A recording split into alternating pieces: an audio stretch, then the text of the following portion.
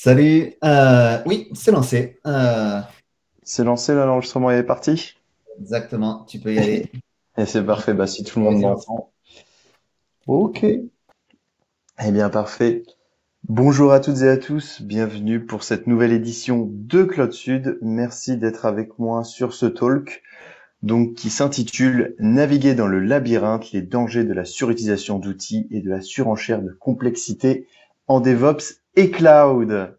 Un très long titre généré par ChatGPT, accessoirement. Donc, tout d'abord, un merci aux sponsors et aux organisateurs de l'événement, donc Alterway, les filets garçons de la tech et Ipon. Je suis Guillaume Guérard, consultant WeScale. WeScale, c'est une ESN qui a été créée en 2015, composée de 70 passionnés. On est à Paris, à Nantes et en full remote. On est spécialisé, donc, c'est une ESN donc, dans le consulting en DevOps et Cloud. Accessoirement, on recrute sur notre site. Si vous avez besoin de prestations DevOps et Cloud, on peut y répondre. Et si vous êtes intéressé, jusqu'à fin septembre, on organise un CTF sur ctf.wiskel.fr, donc un challenge de sécurité. Donc n'hésitez pas à venir jouer. C'est un CTF qui est orienté DevOps et Cloud. Si ça peut vous intéresser. On va commencer. Le DevOps, c'est cool. Et là, je vais voir plein de petits pouces dans la chat room. Enfin, j'espère qu'en tout cas tout le monde est d'accord avec cette affirmation. Yes, j'ai eu le droit à 2 pouces, c'est super. Ah non, ça va, j'en ai plein.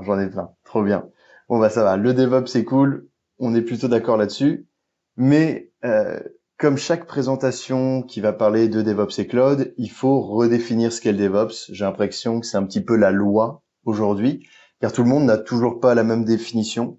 Aujourd'hui, je vais vous offrir la mienne, qui est accessoirement celle de Microsoft. Voilà, on partage quelques idées communes, pas toutes. Donc, selon moi, le DevOps, c'est 3 piliers. Ça va être le pilier de la culture, c'est-à-dire de l'amélioration continue, du partage, de l'abattement des silos. Ça va être le pilier des outils et des technologies. Donc, dans un contexte DevOps, il est peut-être utile de penser aux technologies comme à des pratiques ou à des paradigmes qui guident votre approche globale, tandis que les outils, eux, ce sont l'implémentation de ces technologies. Voilà. Donc selon moi, Microsoft, il y aurait 3 piliers. Si vous allez voir Red Hat, il y a 4 piliers. Selon d'autres, il y a 5 piliers. Selon d'autres, on va parler de Calms. J'ai envie de dire un petit peu importe. Nous, on va se concentrer sur le sujet principal. Mais je tenais à rappeler cette définition de DevOps. On va essayer de se mettre d'accord aussi sur un autre point, c'est que le DevOps répond à des besoins. À partir du moment qu'on a compris ça, on peut s'éviter beaucoup de problèmes par la suite. Il répond à des besoins notamment métiers, pas forcément à des besoins techniques, mais indirectement par des biais techniques. DevOps, il répond à des besoins de célérité, de qualité, d'efficacité, d'évolutivité, etc., etc. On pourrait aussi caler l'observabilité, la sécurité là-dedans. Mais ce qui est important de vraiment comprendre, c'est ce qui a été souligné, c'est que le DevOps, il répond à des besoins. Je le répéterai plusieurs fois. Oups. Mais j'ai menti, c'est important de le souligner. À la fin du nom du talk généré par ChatGPT, il y avait écrit en DevOps et Cloud. C'est pas tout à fait vrai. On va parler en fait de tous les métiers du run. Donc s'il y a des développeurs dans la chatroom, s'il y a des personnes qui sont dans les métiers de la cybersécurité, sentez-vous concernés par le talk. Concrètement, le suroutillage et la surenchère de complexité, elle peut concerner tout le monde et en général tous les métiers qui ont accessoirement du run. L'hypothèse que l'on va donc émettre pour ce talk, c'est que si on rajoute un certain nombre d'outils et de par cet ajout d'outils peut découler une certaine complexité ou la complexité peut naître ex nihilo, on va générer un certain nombre de problématiques. Donc, vous pourrez concevoir que ce n'est pas une hypothèse tout à fait scientifique, mais on va rester sur ce modèle-là d'hypothèse. Mais la réponse est plus ou moins déjà dans la réflexion. Donc, quelque chose sur lequel on peut être également d'accord, dans le DevOps, il y a un certain nombre d'outils.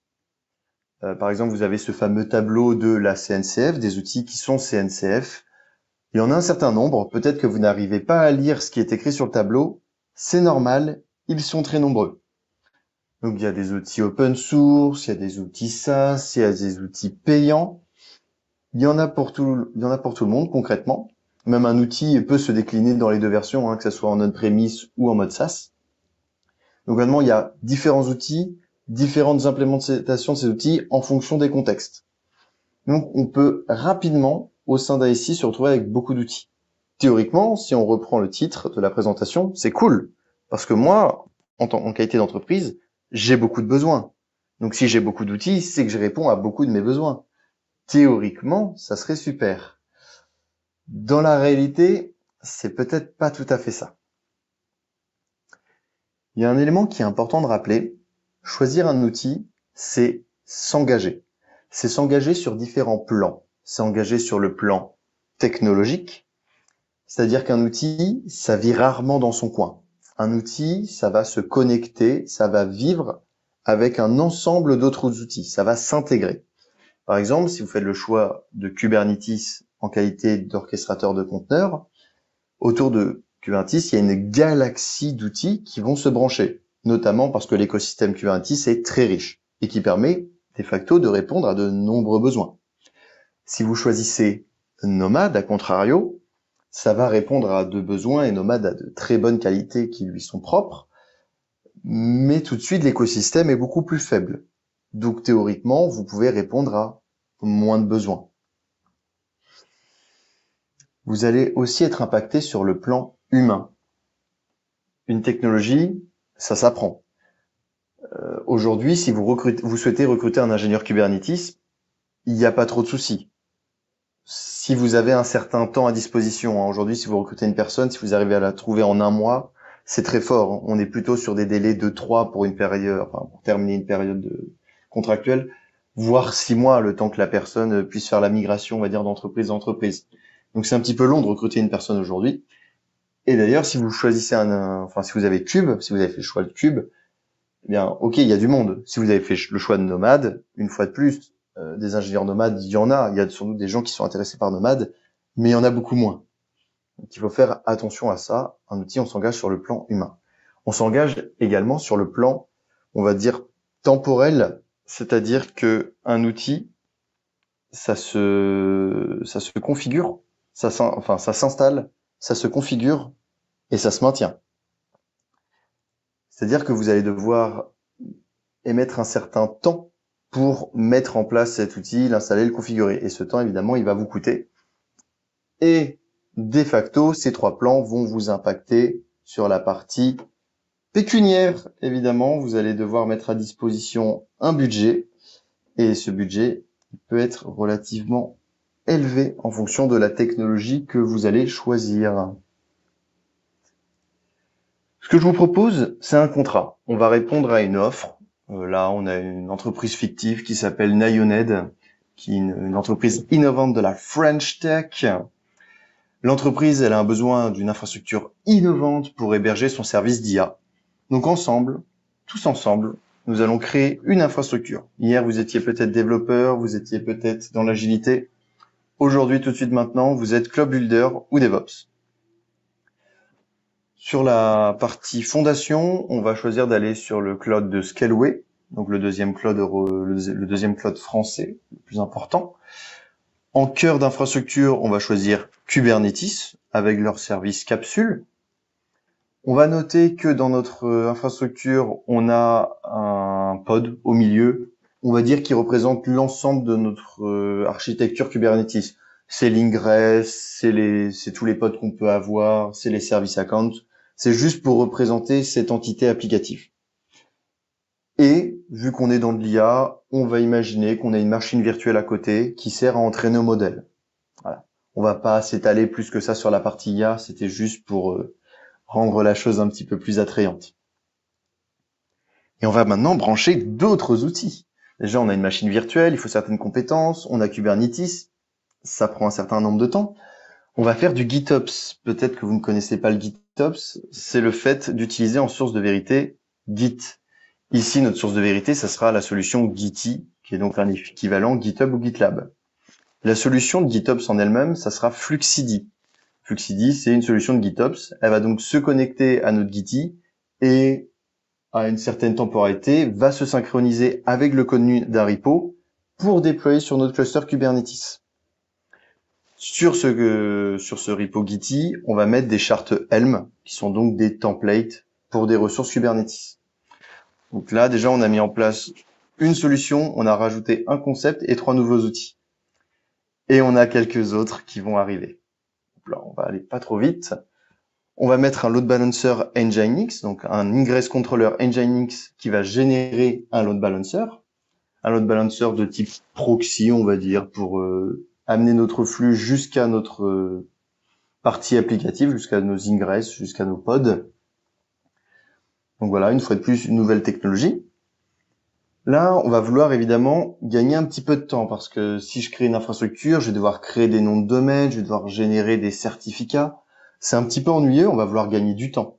On va mettre en place External DNS. External DNS, ce qu'il va faire, c'est qu'il va se connecter à notre service DNS de Scaleway et qui va générer automatiquement les enregistrements. C'est cool, on va gagner du temps. On va également utiliser Cert Manager. Cert Manager, c'est une solution qui va nous permettre de créer nos certificats Let's Encrypt. C'est le petit loquet qu'on peut voir tout là-haut. Donc honnêtement, Cert Manager, il va communiquer avec Let's Encrypt. Il va communiquer également avec notre service de DNS Scaleway pour réussir les challenges Let's Encrypt et donc permettre de générer un certificat sur notre cluster kube qui sera à disposition donc de nos ingress. Ensuite, on va vouloir accessoirement monitorer notre infrastructure. On va utiliser Uptime Robot.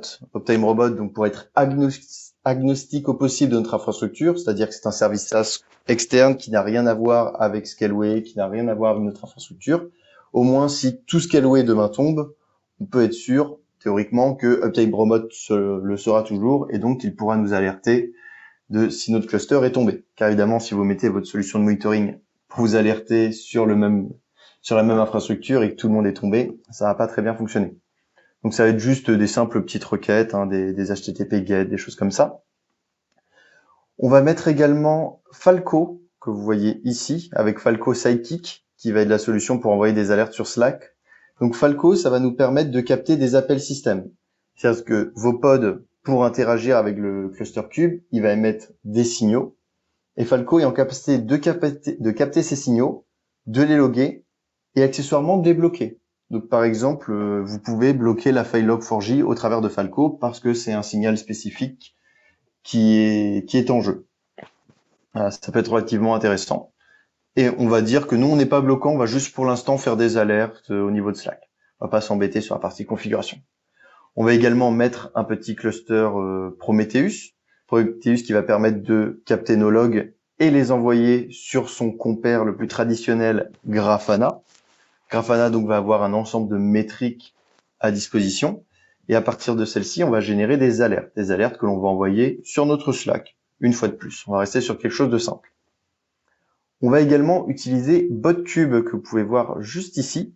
C'est une petite solution tout à fait sympathique de ChatOps. Concrètement, ça va vous permettre d'interagir avec votre cluster cube depuis Slack. Donc là, j'ai pas représenté le lien. Mais c'est bien ça, à partir d'un channel Slack, vous pouvez communiquer avec votre BotCube et vous pouvez faire un kubectl getpods. C'est tout à fait possible. Vous pouvez même le brancher. Alors, il peut même vous notifier d'alerte quand il y a quelque chose qui se casse au niveau de votre cluster. Et il peut accessoirement aussi communiquer avec ChatGPT. Donc, ça peut être intéressant à mettre en place. Je sais pas forcément pour de la production, mais en tout cas, c'est un outil qui peut être sympathique à tester. Donc là, c'est cool. On va accessoirement avoir besoin de secrets.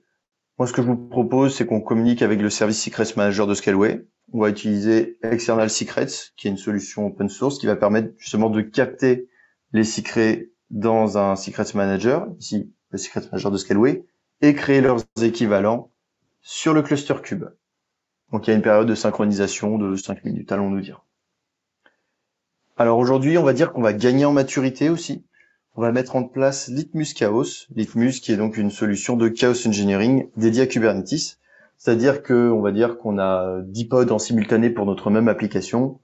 On va pouvoir en casser régulièrement pour attester que notre application est résiliente. C'est super. Vu que on ne veut pas non plus ruiner l'entreprise, accessoirement, on va mettre en place OpenCost.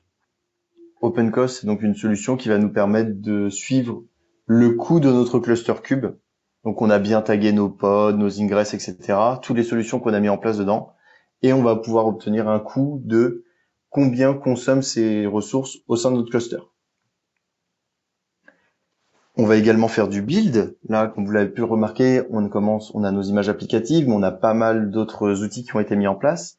On va builder nos images, notamment pour notre partie applicative. Ça peut être intéressant d'avoir un outil pour générer ces images-là. Donc, on parle bien d'images Docker. Et accessoirement, on va utiliser Packer pour générer des images de machines virtuelles. J'espère que vous l'avez pas oublié. On entraîne notre modèle d'IA sur une machine virtuelle. On veut pas la reconfigurer à chaque fois manuellement. Donc, on va utiliser Packer pour générer ces nouvelles images. Donc, Packer qui est développé par HashiCorp. HashiCorp qui a également créé le grand seigneur du DevOps, je l'ai nommé, Terraform.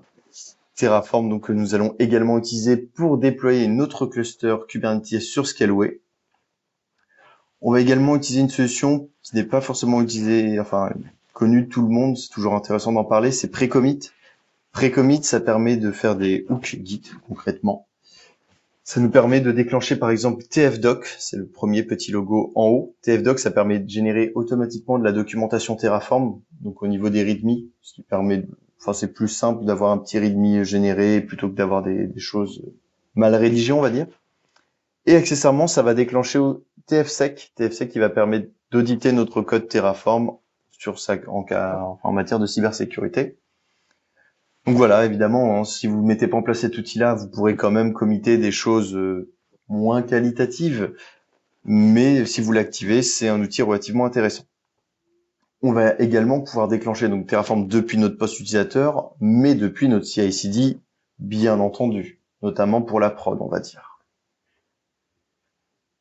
C'est important de noter, on va dire qu'on a 3 clusters, dev, pré-prod et prod. Donc là, ce que l'on peut voir, c'est qu'on a pris le temps de dialoguer sur cette infrastructure. Elle est riche. Il y a beaucoup d'outils, il y a pas mal de concepts à connaître également. C'est pas forcément donné à tout le monde de gérer cette architecture-là. Du coup, ma question, je vais regarder vite fait dans le chat, sinon vous envoyez plein de pouces, c'est, à votre avis, selon vous, combien de personnes il faudrait pour gérer cette infrastructure? J'ai obtenu plusieurs réponses de collègues, de personnes avec qui j'ai pu communiquer. On va dire que le scope est très large. Ça n'hésite pas juste entre 3 et 4 personnes. Concrètement, dans les informations que j'ai pu avoir, enfin, dans les retours que j'ai pu avoir, on va entre 1 personne à 3 équipes. Voilà, c'est pour ça que le scope, comme je disais, il est pas tout à fait léger. Donc, voilà, ça va dépendre concrètement de votre contexte. Oui, il peut toujours, si on revient sur la diapo précédente, peut y avoir une personne qui peut gérer toute cette infrastructure, même s'il y a 3 clusters. C'est techniquement réaliste. Dans des contextes d'entreprise un petit peu plus complexes, sachant qu'il y a peut-être pas que ça qui gravite autour, enfin, il y a d'autres éléments qui gravitent autour, justement, ça sera pas possible d'être géré par une personne. On peut largement parler d'une, voire plusieurs équipes pour gérer ce type d'infrastructure. Parce qu'évidemment, il n'y a pas que ça en général également. Ce qui est important de noter avec cette infrastructure, c'est que là, c'est bien, on a pris du temps, on avait du temps de créer cette infrastructure, on avait peut-être des moyens également. Mais ce qui est important de noter, c'est qu'on aurait pu faire pire. On aurait pu faire bien pire. On aurait pu se rajouter beaucoup de temps de run notamment et beaucoup de complexité à cette infrastructure. Par exemple, avec External Secrets, qui est donc, je le rappelle, notre synchronisateur de secrets qui va à partir d'un Secrets Manager mettre des secrets au niveau de Cube, on aurait pu se synchroniser avec un cluster Vault. Donc là, tout de suite, beaucoup de problématiques qui viennent. Alors, il y a des raisons tout à fait légitimes de mettre en place un cluster Vault dans une infrastructure. Ne me faites pas dire le contraire. Notamment sur Scaleway qui n'a pas de service de chiffrement. Donc, ça peut être intéressant de le mettre en place dans ce contexte-là. Mais si vous en avez pas besoin, vous n'en avez pas besoin. Et même, il y a d'autres alternatives. Qu'un cluster Cube, c'est un cluster. Un cluster, il faut le mettre à jour. Et Vault, c'est un petit peu comme Kubernetes. Il y a tout un jargon, il y a tout un parler, il y a toute une surcouche de complexité qui arrive avec ce type d'outil. ce n'est pas, enfin, ça se met pas de manière à considérer un cluster vault. Il faut y réfléchir. C'est ça qui est important de noter. Mais il y a des raisons légitimes de le mettre en place. Donc ici, si vous vous rappelez, j'ai dit qu'on pouvait faire de la CD à partir de notre Gitty Actions, concrètement. On aurait pu faire autrement. On aurait pu chapeauter notre Terraform par de la WX. Pourquoi? Parce que c'est possible. Voilà, tout simplement. Qu'est-ce qui nous empêche de faire de la WX pour chapeauter du Terraform? Ça permettrait d'avoir une prise de hauteur et de gérer nos variables correctement. D'une autre manière, peut-être un peu plus simple. Il y aurait d'autres solutions, mais c'est le choix qu'on aurait pu faire. C'est techniquement faisable. On aurait même pu faire quelque chose d'autre d'un peu plus exotique, mais qui est tout à fait sympathique. Peut-être que vous connaissez le GSheetOps, le fait de récupérer des environnements, des variables depuis un Google Sheet. Alors ça peut paraître tout à fait exotique, ça a le mérite de fonctionner, hein, concrètement, je l'ai déjà vu en production.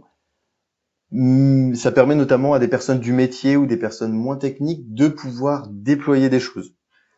Après, est-ce que je le conseillerais? Pas forcément. Mais voilà, une fois de plus, on rajoute une certaine complexité.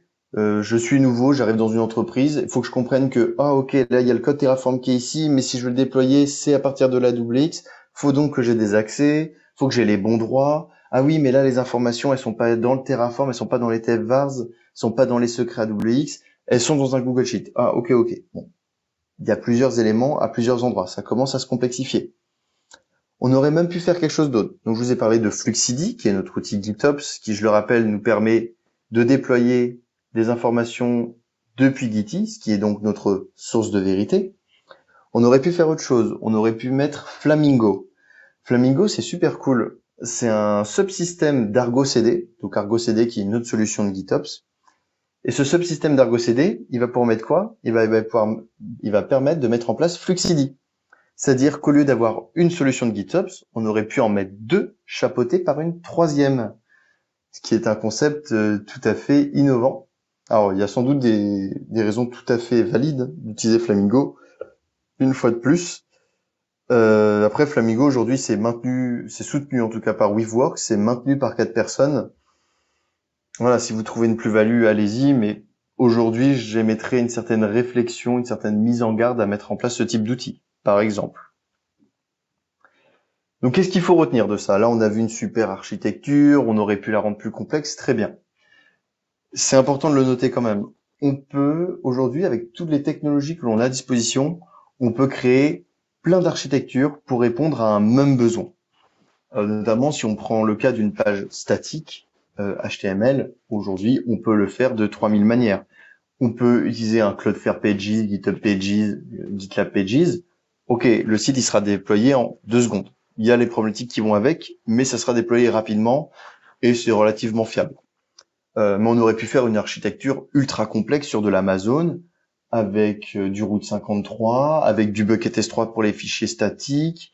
Si on veut pas faire que du statique, on aurait pu mettre après une API Gateway avec du Kubernetes derrière. Enfin, on peut gagner en complexité très rapidement. Car même là, si je reste sur mon exemple de site, donc plus une page statique, mais avec une base de données ou quoi que ce soit, on peut rapidement aller sur une grosse infrastructure Amazon avec plein de concepts, etc., où on aurait pu mettre un WordPress derrière un firewall. Ça aurait fait tout à fait le même travail. Bon, évidemment, peut-être pas sur tous les points, mais dans certains contextes, peut-être que ça aurait largement suffi. Alors, il y a une complexité aujourd'hui qui existe en DevOps, notamment peut-être que vous êtes allé vers le DevOps vers 2014, 2015, et aujourd'hui, vous avez une certaine complexité qui est présente. Peut y avoir une raison tout à fait historique et légitime à cette complexité. Ce que je tiens à rappeler, c'est qu'en 2017, c'est la création du mot DevOps. Donc, il y avait déjà des prémices, mais le mot DevOps en lui-même, c'est 2007. En 2012, on voit la naissance d'Ansible. En 2013, celle de Slack. En 2014, Terraform et Kubernetes, qui sont, je tiens à le rappeler quand même, des éléments qui sont omniprésents dans les talks, dans les conférences, au sein des entreprises. En 2015, c'est Vault. En 2016, c'est la solution Falco que je vous ai parlé donc pour capter les appels système. 2019, c'est Litmus Chaos, donc la solution de Chaos Engineering. Chaos Engineering qui est donc un concept qui émerge de plus en plus. Quand on obtient une certaine maturité, on cherche à aller vers le chaos engineering, mais il faut avoir le temps et avoir réussi à atteindre cette certaine maturité. Et en 2023, aujourd'hui, on nous parle d'OpenTF. Oui, qui pendant un temps suivrait Terraform, mais ça serait une fois de plus un nouvel outil, etc. Ce que je veux dire par là, c'est concrètement, les experts DevOps, ils sont experts au plus tôt d'il y a 9 ans. Alors, ou au mieux, si on remonte jusqu'à Ansible, peut-être d'un peu plus tôt, mais on est tous experts un petit peu de la veille. C'est ça qui est important à noter. Et qu'est-ce qui s'est passé entre-temps, entre 2007, 2014 et aujourd'hui? C'est une certaine standardisation. Standardisation au niveau des outils qui ont gagné en maturité, mais également sur les usages. C'est-à-dire, qu'est-ce qui s'est passé entre 2014 et aujourd'hui? C'est des articles, c'est des conférences, c'est de la littérature concrètement. C'est-à-dire en 2014, si vous implémentiez Terraform, vous ne l'implémenteriez pas du tout de la même manière qu'aujourd'hui. Aujourd'hui, il y a des standards qui sont arrivés et qui sont suivis c'est un standard, par plein de personnes. Et un code Terraform, aujourd'hui, s'il est fait en respectant les standards, il est beaucoup plus lisible que ce qui aurait pu être fait en 2014. Est-ce que je me trompe? Est-ce que la problématique, c'est vraiment que il y a beaucoup d'outils, donc il y a beaucoup de problèmes, il y a beaucoup de complexité, et donc on est dans la panade? C'est peut-être pas tout à fait vrai. Je pense qu'il faut surélever le propos. Peut-être que l'origine, la root cause, ce n'est pas la surutilisation d'outils. Peut-être que ce n'est pas la surenchère de complexité. Peut-être que même découle de quelque chose d'autre. Peut-être, par exemple, on peut appeler ça un travestissement du DevOps. C'est-à-dire que certaines entreprises, elles ont les outils, elles ont les technologies, elles ont les cérémonies, mais elles n'ont pas cette mentalité, cette culture DevOps de l'amélioration continue. Et de cela va découler une surenchère d'outils et de complexité parce que on aura vu un problème, on l'aura peut-être pas traité tout de suite, ou on aura patché vite fait, et les problèmes vont s'accumuler. Peut-être que ça peut être ça. Ça peut être également des fois des prises de décision, de choix d'outils, de choix d'implémentation qui ne sont pas assez bien étudiés ou pris en charge par des personnes non techniques ou peu ou pas assez compétentes. Ça peut être tout à fait des routes causes. La surutilisation d'outils et de surenchère de complexité peut-être ne s'explicite pas par elle-même. Donc, est-ce que c'est pas plutôt un symptôme qui est le signal d'une problématique un peu plus profonde? Donc moi, ce que je souhaite vous proposer, c'est des KPI. C'est des KPI et des pistes de réflexion sur comment arriver dans cette problématique. Si on va dire la surutilisation d'outils, la surenchère de complexité égale les problèmes, est-ce que c'est pas tout compte fait une finalité de problématiques plus hautes en amont? Est-ce qu'il n'y a pas moyen déjà de capter quand est-ce que je suis dans cet état qui n'est pas du tout désirable et peut-être quelles sont les pistes de réflexion ou comment résoudre ces problématiques-là? Donc déjà, moi, ce que j'aimerais vous présenter, c'est DORA, donc la DevOps Research and Assessment Team. Donc c'est créé par Google. Concrètement, c'est 4 KPI qui permettent de définir est-ce que votre implémentation du DevOps, elle est correcte, est-ce qu'elle respecte un certain standard. Donc là, j'ai pas défini les échelles, mais au moins on a les KPI ici. Déjà, ça serait la fréquence de déploiement. Est-ce que vous déployez régulièrement? Si vous déployez tous les 3 mois, vous faites pas réellement du DevOps, tout compte fait. Vous faites ce qu'on faisait anciennement, mais avec des outils et des techno DevOps. Le délai de déploiement des changements. Est-ce que mon commit, il a été poussé il y a un mois et tout compte fait, j'ai mis en prod 3 mois plus tard? Vous faites pas réellement du DevOps, tout compte fait. Les changements, ils doivent être relativement rapides. Taux d'échec des changements. Est-ce que à chaque fois que je mets en production, ça part en cacahuète? Si c'est le cas, est-ce que vous faites réellement du DevOps? Alors ça ne veut pas dire que le DevOps veut dire zéro échec de mise en prod. Par contre, KPI suivante, délai de rétablissement du service. Est-ce que je rétablis le service très rapidement? C'est-à-dire que on peut parler de blue green, etc. enfin voilà, de Blue Green, de Canary. Aujourd'hui, DevOps, il a, enfin comment dire, des concepts qui existaient avant, hein, mais aujourd'hui qui ont été facilités par les technologies et outils DevOps. Si aujourd'hui vous mettez plus de 2 heures, plus d'une journée pour revenir en arrière, sauf cas exceptionnel, hein, ça peut arriver aux meilleurs d'entre nous, est-ce que vous faites réellement du DevOps? Évidemment, on parle, faut mettre ça en relation avec les autres KPI, hein.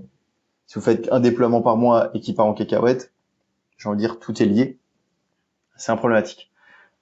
Voilà. Donc déjà, si vous êtes capable de faire un assessment, une étude par rapport à ces KPI, et si vous pouvez estimer que vous ne répondez pas à une certaine qualité, une certaine exigence du DevOps, peut-être qu'il y a certains éléments à remettre en cause. Il y a d'autres signaux faibles, voire carrément des red flags qui peuvent vous indiquer qu'aujourd'hui vous allez rencontrer des problématiques. Alors soit vous êtes dans les problématiques, soit vous allez les empirer, enfin vous allez voir se les empirer plus tard. Concrètement, est-ce que mon équipe fait majoritairement du build ou du run? Le run, c'est pas fun. Le run, c'est pas cool. Ce qui intéresse les personnes en général, c'est de faire du build, tout simplement. Moi, le run, oui, il faut en faire, ça existera toujours, mais c'est pas ce qui m'intéresse le plus. Mettre un jour un cluster Argo CD, c'est super, hein, mais on le fait pour la gloire, concrètement.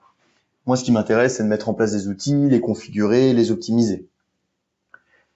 Donc concrètement, si vous avez un run, enfin si vos équipes elles font à 75% de run, il y a des chances qu'elles aussi elles s'amusent pas. Ça pourrait découler, par exemple, sur du turnover.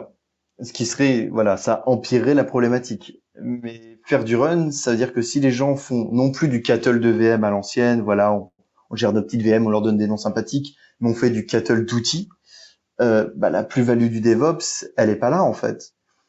Et c'est un petit peu dommage. Donc une fois de plus, on a rajouté des DevOps qui peuvent être relativement complexes, et en fait, on s'est juste rajouté une certaine complexité. On n'a pas la plus-value du DevOps, mais on a la complexité en plus. On n'a pas été très gagnant dans l'échange.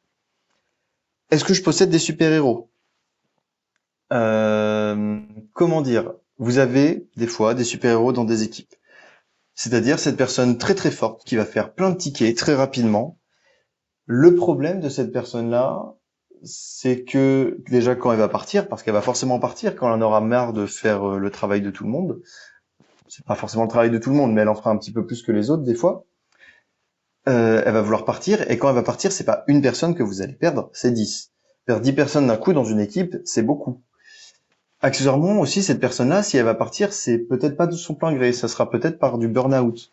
Cette personne-là, un super-héros, il va donc, vu que c'est lui qui a la connaissance, c'est lui qui sait tout faire, et c'est lui qui va prendre la charge de travail, et il va s'épuiser. Il va s'épuiser de par sa bonne volonté, et par, entre guillemets, pas par une fainéantise, mais des autres, mais pas loin, entre guillemets, on sait que cette personne-là, je peux me reposer sur lui, donc je vais me reposer sur lui. Et donc, entre guillemets, on risque de tuer notre héros, ce qui serait embêtant. Une autre KPI qui pourrait être intéressant, ou du moins un signal faible, c'est est-ce que la personne qui est arrivée dans mon entreprise récemment, le dernier onboardé, est-ce qu'il a pu trouver toutes les informations, ou quasiment toutes les informations, dans la documentation? La documentation, on peut faire un aparté dessus, c'est super important. Hein, aujourd'hui, j'ai l'impression que tout le monde ne partage pas cette culture, mais pour moi, une bonne documentation, c'est signe d'une certaine qualité. Et une bonne documentation, enfin, je pourrais faire tout un talk dessus, mais concrètement, c'est toujours pas copier-coller la documentation officielle, c'est toujours pas rédiger des pavés. Documentation, c'est rédiger de l'information de manière claire et référencer où se situent les autres informations. On va dire, c'est comme le web, hein, concrètement.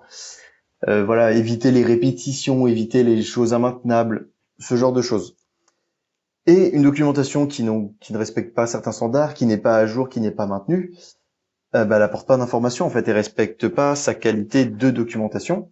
Ce qui va se passer, c'est que l'information, va se passer par les petits Indiens, les gens qui vont faire de la transmission orale, et les petits Indiens, ils ont pas une très bonne mémoire en général, et ils partent de l'entreprise aussi, les petits Indiens. Donc concrètement, avoir une bonne documentation, c'est très important. Oui, c'est du temps, oui, c'est quelque chose à maintenir, mais ça va assurer une certaine qualité, notamment pour rédiger des choix techniques. Voilà, les documentations d'architecture technique, les DAT, c'est signe de qualité et c'est très important à faire. Notamment moi, quand j'arrive dans une entreprise, j'apprécie particulièrement que je sais pourquoi tel outil a été choisi. C'est-à-dire qu'il y a une personne qui a pris du temps pour dire, dans un contexte particulier, à une époque donnée, on a choisi cet outil-là pour ces qualités-ci. Et on n'a pas choisi ces autres outils-là pour ces raisons-là. Toute cette explication contextuelle, elle a du sens pour notamment prendre en charge ces outils.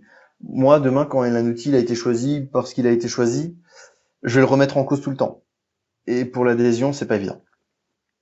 Il y a d'autres petits signaux faibles, KPI que je peux vous proposer.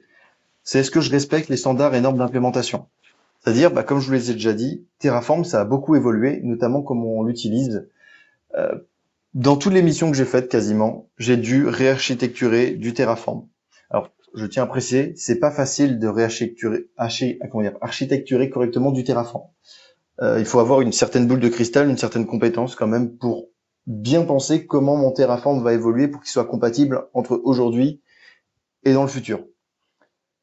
Mais en 2014, il y avait zéro littérature. Donc les gens étaient livrés à eux-mêmes, ils ont fait comme ils ont pu, et aujourd'hui, je réarchitecture tous les terraforms de tout le monde. Donc, participer à des confs, lire des articles, c'est un moyen justement de pouvoir savoir c'est quoi le standard aujourd'hui, est-ce que je le respecte, est-ce que je peux m'améliorer. Une autre qualité intéressante, c'est est-ce que j'utilise le bon outil pour le bon besoin. Donc là, bam, on revient sur tout ce que j'ai dit précédemment. Je n'ai pas dit limitez vos nombres d'outils, mettez juste Terraform et c'est tout ce que vous aurez besoin. Ce n'est pas ce que j'ai dit. Un outil pour le bon besoin. Terraform, il répond à certains besoins. C'est pas parce que vous avez Terraform que vous êtes interdit de mettre en place Ansible. Ansible peut répondre à des besoins tout à fait particuliers à lui-même. Mais ce qu'il faut faire attention, c'est aux doublons. Et alors notamment aux doublons, mais aussi sur les outils chimérisés, c'est-à-dire est-ce que par exemple j'ai utilisé mon service de supervision pour générer des comptables. C'est pas fait pour, concrètement. Donc ça, c'est évidemment à prohiber. Et enfin, le dernier élément, c'est est-ce que je possède des surcouches inutiles en dépendance. Par défaut, de par nature, vous allez avoir besoin de créer des liens forts entre des outils et des liens faibles. Plus vous aurez de liens forts entre vos outils, plus vous aurez une certaine complexité qui va naître. C'est-à-dire que, ah oui, si je mets à jour cet outil, ça va impacter cet autre outil. Un outil, plus il est connecté, plus il va apporter de problématiques. Mais peut-être qu'il répond à plus de besoins, bien entendu. Mais du coup, toutes les surcouches qui ne sont pas nécessaires sont à prohiber. Concrètement, si vous chapeautez du Terraform par de l'AWX, oui, peut-être il y avait une raison à une époque, oui, peut-être il y a une certaine utilité. Faites attention, parce qu'AWX, une fois de plus, c'est quelque chose à maintenir, à installer, à configurer, à sécuriser. Chaque nouvel outil que vous mettez en place, c'est une potentielle nouvelle porte d'entrée, c'est une potentielle faille de sécurité aussi, c'est important de le rappeler. Il faut savoir être humble dans son implémentation d'outils. Donc là, vous êtes là, bon, super Guillaume, c'est génial ce que tu nous as dit, on a plein de KPI, là, tout de suite maintenant, on sait qu'on est bien dans la panade. Là, ok, il n'y a pas de souci, on est très sûr. Est-ce que tu as des solutions? Oui, mais il va falloir contextualiser. Donc comme j'ai dit, le DevOps, il répond à des besoins. La clé, ça va être de rester sobre dans vos outils et dans vos implémentations. Est-ce que je peux avoir une réponse globale à tous les cas? Non. Par contre, ce que je peux vous proposer, c'est des idées pour outrepasser certaines problématiques. L'une des problématiques qui va revenir régulièrement, et qui peut aussi être la source de notre problème, c'est qu'on n'a pas le temps. On n'a jamais le temps. De toute façon, le client, il est pressé, le métier, il est pressé, on a du run à s'occuper, on a du build à faire, là, il y a un nouveau besoin qui émerge, là, il y a quelque chose qui est cassé, on n'a jamais le temps. Ça, cette excuse-là, qui est tout à fait valide, on l'entend tout le temps. En fonction de comment vous êtes, en général, vous allez être au format agile. Si vous êtes en Kanban, c'est important de dédier des tickets à la qualité. Si vous n'avez pas le Kanban, c'est on aligne des tickets, on aligne des tickets, on aligne des tickets. Bon, je caricature bien entendu, mais globalement c'est ça. Si vous générez pas au bout d'un moment un ticket qui est dédié à la qualité, peut-être que vous aurez jamais le temps de faire cette fameuse réarchitecturation Terraform, et donc vous allez faire des tirés target, et donc le jour où on va faire un apply un petit peu plus complexe, ça va pas être possible. Du coup là vous êtes bien bloqué, et là personne ne sera content. ce genre de choses. Ou par exemple, j'ai besoin d'un outil pour gagner en qualité, mettre une petite CI, une petite CD qui va me faire gagner du temps, etc. C'est important d'y penser. Si vous êtes en sprint, des fois vous avez des intersprints. Ça peut être le moment de justement de gagner du temps, enfin de mettre en place ce type d'outil qualitatif. C'est important d'y penser. Évidemment, il faut que l'intersprint soit plus d'une journée, hein, ou voire carrément avoir un sprint dédié à cette amélioration continue. Voilà, évidemment, il faut négocier avec le métier, etc., etc. Je l'entends bien. Une autre technique qui pourrait être faite, c'est de voler du temps. Voilà, hein, il faut le dire, hein, si vous êtes dans une situation complexe, le temps, il est jamais négociable, etc. Alors déjà, vous pouvez quitter l'entreprise aussi, accessoirement. Mais sinon, vous pouvez voler du temps. Concrètement, hein, vous grossissez le trait, voilà, sur vos tickets. Ces tickets-là, bon, il vaudrait une journée. Bon, bah, je dis qu'il en vaut 15. Et puis voilà. Là, vous aurez du temps pour faire de la qualité. Et vous pourrez, entre guillemets, vous réfugier dans vos propres tickets pour gagner du temps. Mais en tout cas, si vous êtes obligé de passer par ce genre de petite tricherie, c'est qu'il y a un problème bien plus important que ça. Donc là, on sort carrément de la problématique. Donc il y a un autre fait. Donc là, je vous l'ai dit, vous êtes dans un contexte, il y a trop d'outils. Il y a beaucoup trop d'outils, ils se communiquent tous entre eux, on ne sait pas pourquoi, il y a du chapeautage, etc. Donc là, vous avez beaucoup de runs, vous avez une dette technique potentiellement aussi qui est importante. Il y a plusieurs pistes qu'on peut mettre en place, potentiellement passer à du SaaS. Tout simplement, voilà, au bout d'un moment, un cluster Vault, c'est compliqué à gérer, passer sur du SaaS Vault. Oui, c'est pas les mêmes licences, oui, c'est pas les mêmes prix, mais au bout d'un moment, il faut aussi faire le calcul du ROI. Est-ce que votre temps, il est pas un peu plus cher que le prix de la licence? C'est important de prendre ça en compte aussi, hein, notamment dans vos études. Combien de personnes il va me falloir pour gérer un cluster Vault? Combien il coûte? Combien est-ce que ça vaut par rapport à du SaaS? Supprimez évidemment tous les outils superflus. Voilà, hein, si vous avez 4 solutions de supervision, je peux vous assurer que vous survivrez largement avec une seule. On peut aussi voir pour remplacer les outils maison par des outils standards. Demain, vous avez des scripts bash qui traînent. C'est bien, hein, moi j'aime beaucoup le bash, il n'y a pas de souci. Peut-être qu'ils peuvent être largement remplacés par de l'Ansible, par exemple. Notamment, enfin, un script bash qui commence à faire plus de 100, 300 lignes, c'est qu'il y a une surcomplexité qui se cache derrière et peut-être que passer par un outil standard qui est connu de tous peut être une riche idée. On peut aussi également échanger les outils. On va en parler juste après. Vous allez avoir un story time. On peut échanger des outils par d'autres. Enfin, notamment, bah là, voilà, je parlais du bash par de l'Ansible. Mais si on implémente un outil, potentiellement, il peut en remplacer 2 autres. Ce qui peut être relativement intéressant. Donc là, par rapport à cette logique d'outils, je vous propose un story time avec Henri. Henri, qui est mon collègue, un collègue senior, qui a donc une riche expérience et qui a pu avoir différentes expériences, notamment dans l'avènement du DevOps et du cloud. Et il avait quelques cas concrets à me proposer, dans lesquels vous pourrez peut-être vous reconnaître, et dans lesquels peut-être ça peut vous apporter des solutions. Donc là, il avait un cas où un ancien directeur qui voulait garder sous le contrôle la charge pondérale des solutions, à comprendre, pas trop de solutions s'il vous plaît. Il a proposé un deal, c'est simple. Si tu veux implémenter une solution, tu en retires 2.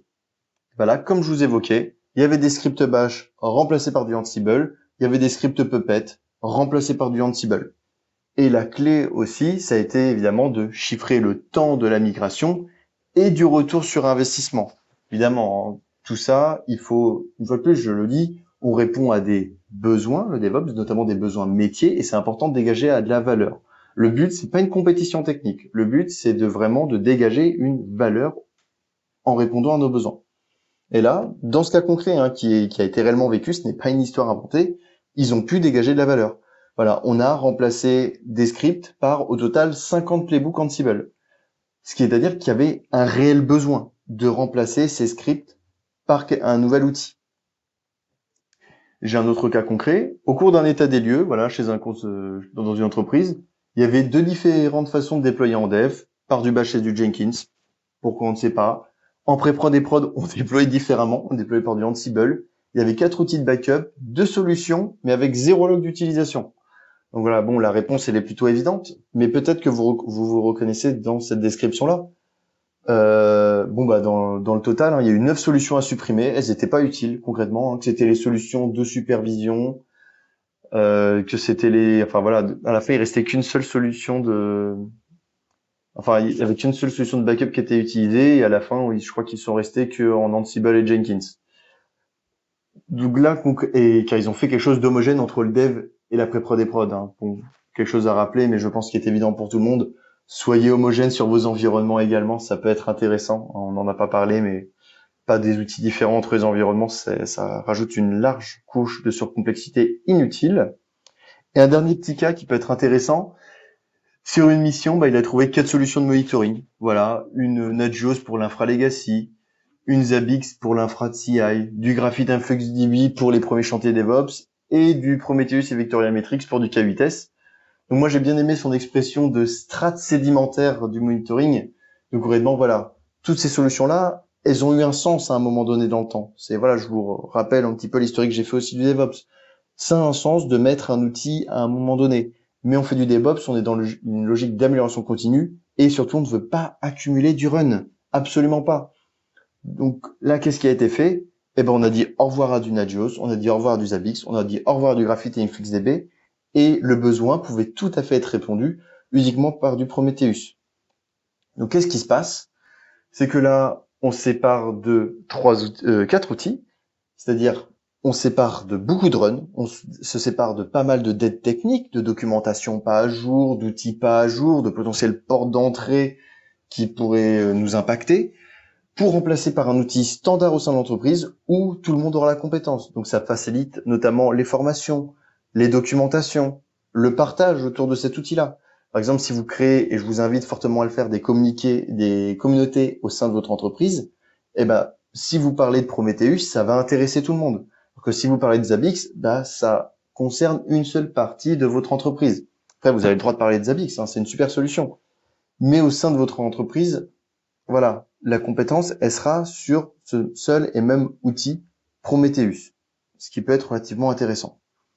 Donc même s'il peut y avoir aussi au début une certaine problématique à migrer, tout le monde trouvera à la fin certains gains, une fois de plus. Le but, c'est de dégager de la valeur pour le métier, mais également pour nous. C'est important de le préciser également.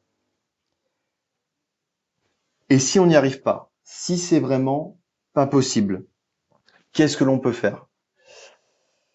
Ben, il n'y a pas le choix. Si vous êtes vraiment dans la problématique ultime, hein, c'est-à-dire que là aujourd'hui, systématiquement, les déploiements, ça se passe mal.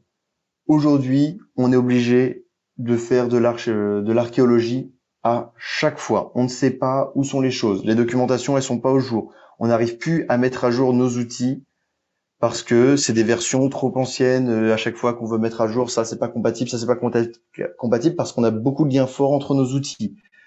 Qu'est-ce qu'on peut avoir d'autre?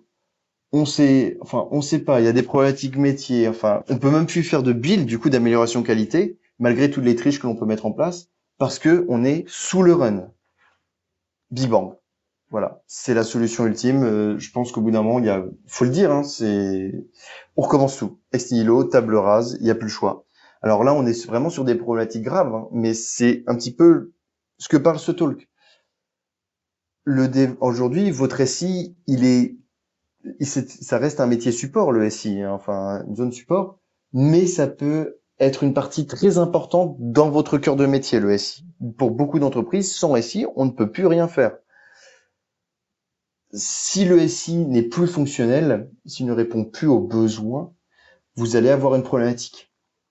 Et si c'est le cas, si on ne peut plus évoluer, si la complexité de mettre à jour, de faire du ticket de run, de build, ça peut plus correspondre, enfin on peut plus s'en sortir, on recommence tout. Voilà, j'ai eu le cas, hein, enfin, avec des architectures nomades, etc. Nomades, consul, enfin bref, toute une architecture qui était impossible à mettre, enfin impossible à maintenir. On n'était plus en capacité de la maintenir. Le choix qui a été fait, c'était de faire table rase. On passe sur Kubernetes. C'est pas un choix facile. Faut convaincre le métier, faut convaincre tout le monde, mais au bout d'un moment, faut se rendre à l'évidence. Alors c'est le biais des coûts non dépensés. Alors j'ai oublié le terme. Moi, je vais appeler ça le biais du jus d'orange. Comme ça sera plus simple. Concrètement, c'est ce coup-là. Hein. Vous avez acheté un jus d'orange, il est mauvais. Est-ce que vous le buvez ou est-ce que vous le jetez? faut se poser la question, est-ce que vous buvez un mauvais jus d'orange car vous avez payé, vous avez lâché de l'argent, ou est-ce que vous ne jetez ce jus d'orange car il est mauvais et tant pis, vous avez perdu votre argent et vous passez à autre chose. Mais là, c'est entre guillemets le danger ultime de ne pas respecter, de ne pas entendre les signaux faibles et les red flags que j'ai évoqués précédemment. Biais des coûts irrécupérables, exact, Emmanuel, merci beaucoup. Mais le biais du jus d'orange, c'est plus facile à retenir. Donc, concrètement, si devait définir par un seul mot, ça serait KISS. Voilà, keep it stupid simple.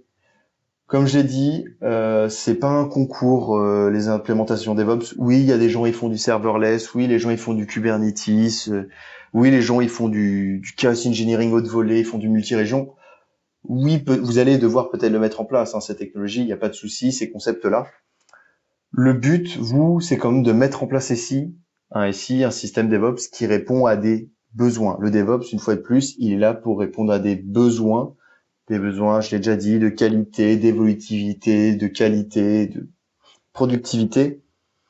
Vous, c'est réellement votre objectif. C'est ça qu'il faut garder en tête. L'objectif, c'est pas de mettre en place du Terraform, c'est pas de mettre en place de l'Ansible, c'est pas de brancher plein de choses avec plein de choses. Le but, c'est de répondre à un besoin. Après, évidemment, ce qui est important, c'est qu'il faut se maintenir à jour. Donc, vous allez me dire, il faut poker. Vous avez le droit de poker. Prenez du temps pour poker, pour faire vos études.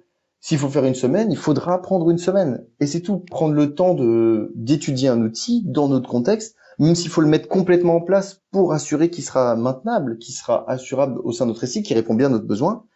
Prenez ce temps-là. C'est très important parce qu'une fois que l'outil est en place, je pense que tout le monde le sait, on ne peut plus l'enlever. Ou du moins, ça sera très complexe de l'enlever. Par exemple, vous mettez, bon, déjà, si vous allez choisir sur Kubernetes, là, ça va être très compliqué de migrer. Mais si vous mettez en place un cluster Vault, déplacer un cluster Vault vers autre chose, notamment, plus vous êtes grand, plus ça va être complexe de migrer. Donc, c'est pour ça que c'est important de vraiment bien étudier l'outil. Voilà, après, je suis pas parti sur les qualités de comment choisir le bon outil, hein, mais ça, vous les connaissez. C'est est-ce que l'outil, voilà, est-ce que déjà il est maintenu, hein, notamment dans les outils open source, enfin, ce genre de choses, est-ce qu'il y a une bonne communauté, enfin, ça, c'est des critères qui sont faibles dans des outils, mais qui sont réellement importants. Et qu'aujourd'hui, on parle des outils qui sont, entre guillemets, des réussites DevOps. On a parlé de Terraform, de Kubernetes, il y en a une flopée aujourd'hui qui ne sont plus maintenus. C'est important d'en parler aussi. Donc c'est pour ça, restez humble dans vos outils, dans vos implémentations, et amusez-vous, entre guillemets, comme je vous l'ai dit, faites des POC. Des POC, même s'ils doivent amener à du rien, c'est pas forcément du temps perdu. Notamment si vous réalisez à la fin un document par rapport à cette étude-là. 1 an plus tard, 2 ans plus tard, vous pourrez dire, ah oui, on a déjà poké ça, ça ne répond pas à notre besoin. On le sait. Donc c'est pas du temps perdu. Au moins, ça permet d'éviter cette réflexion-là tous les ans, tous les 3 mois, de dire, ah ouais, ça serait bien qu'on mette cet outil-là. Vous aurez jamais réponse parce que vous l'avez jamais poké. Par exemple. Et même, tout simplement, participer à des conférences. Déjà, vous avez fait un très bon choix de venir assister à cette conférence. Il faut le dire. Vous pouvez lire des articles, accessoirement participer à des CTF. Par exemple, le ctfwiskel.fr, ctf.wiskel.fr. Ça, c'est des bonnes choses à faire qui vont vous permettre justement de savoir c'est quoi le standard aujourd'hui, comment les autres y font, les erreurs que les autres ont fait. Hein. Le mieux, c'est, comment dire, il y a une super expression que je ne vais pas me rappeler, mais c'est important d'apprendre ses erreurs, mais le sage, il apprend des erreurs des autres, et c'est très important. Donc en tout cas, tic tac, comme on le dit. Mais merci Olivier. Concrètement, je vais vous dire merci de votre attention, car moi j'ai fini ce talk, et je vous remercie évidemment de votre participation à ce talk. Voilà. Je vous partage accessoirement mon CTF. Voilà. Merci pour vos applaudissements.